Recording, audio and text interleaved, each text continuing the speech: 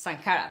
May he so rest in peace. Sankara took over power at the age of 33 after a bloodless military coup. The first thing that Sankara did was to reduce the salaries of all the ministers and all public officials, including his own salary. He took away their luxurious cars, Mercedes-Benz at the time, and he made them drive regular cars. He himself was driving, what do you call this thing? Okay, that was what he was driving. Anyway, no more first class. All officials had to fly economy. Not a single special preference was left for these officials. He put an end to colonial taxes and embedded in his people to stand against colonial mentality. He took care of food, he took care of housing, he took care of health care for his people. At that time, several African countries were dealing with disease epidemics, but not in Burkina Faso because he provided vaccines for polio, measles, and meningitis. In 1 week alone, 2.5 million people were vaccinated. His government was the first African government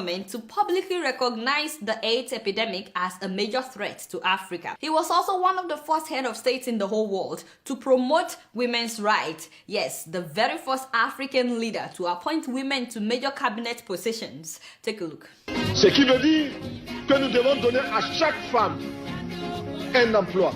Nous devons donner à chaque femme le moyen de gagner honnêtement et dignement sa vie. Yes, he stood against forced marriages, underage marriages, or even expelling women from school if they got pregnant. He was like, if you have to expel the girl, what about the boy that got her pregnant? I was like, God bless you, my brother. She didn't do it by herself now. Thank you, Daddy. He also instituted mass sporting activities. Everybody had to become active and participate in sports in order to keep fit and healthy. That was Sankara playing basketball, people were riding bicycles, and he had a campaign then that healthy body and healthy mind would reduce diseases. He also took environmental issues very seriously and insisted that they plant 1 million trees in order to encourage reforestation. God knows that we need that right now in so many places in northern Nigeria. He also constructed vast roads and railways and connected all the major cities together. At that time, they didn't have much money in Burkina Faso, but instead of relying on foreign aid, he told everybody to take part, and people were so glad to take part in building the railways and the roads. He actually discouraged his people from relying and depending solely on foreign aid. He also insisted that Burkinabe produce their own goods, and everybody, including officials, had to patronize Burkinabe products. Yes, so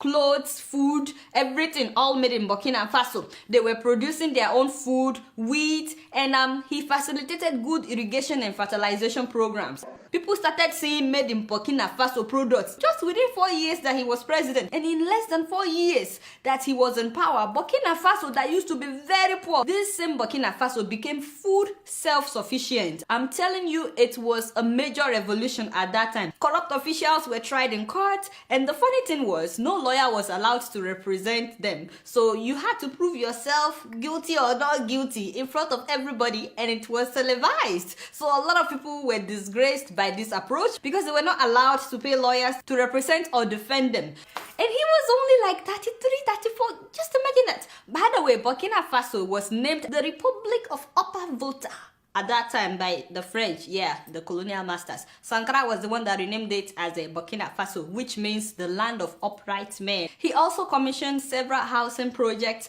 for the less privileged, and he was out among his people, always, relating with people. He was not untouchable. You know how nowadays our leaders in Africa, they have this long convoy following them, and everybody has to get out of the way. No, Sankara was never like that. He related with anybody and everybody. This man took Burkina Faso out of misery in less than 4 years. Less than 4 years. Of course, the French, did not like that they were losing grip of their former colony because he stopped borrowing money and he stopped relying on their foreign aid. And they wanted to make sure that other African countries don't follow his footsteps. You get what I'm saying? In fact, all those that were benefiting from Africa's underdevelopment at that time, they were not happy to see Burkina Faso rising, becoming self-dependent. So guess what they did? They sponsored his very best friend from childhood to overthrow him. I'm talking about Blaise Compaoré, the same man that has ruled Burkina Faso for the last 27 years. So on October 15th, 1987, Sankara was killed by Compaoré's armed men. How ironic that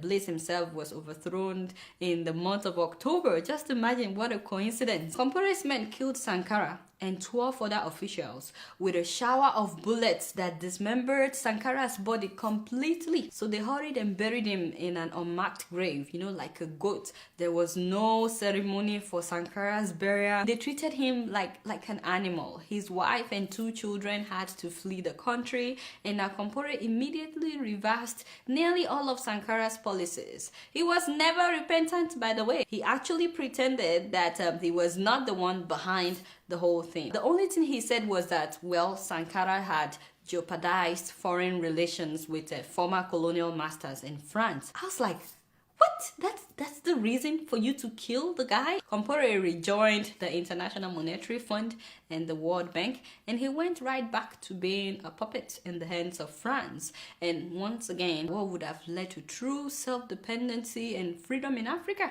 was quenched by this man. The question is, would we learn a lesson from Burkina Faso? I mean, all the African countries where corruption is being celebrated today, can we learn from the Burkinabes? All the countries that have dictators in power, when will you guys have your own revolution? But as much as I admire Thomas Sankara, the man whose legacy will never die, it actually reminds me of the fact that in Africa, we kill those we should celebrate, and we celebrate those we should get rid of. The sad thing is, we never really appreciate those that are advocating for change until they are gone. To be honest, not many Nigerians celebrated Fela Anikulapo Kuti when he was alive. No, not many people celebrated him at that time.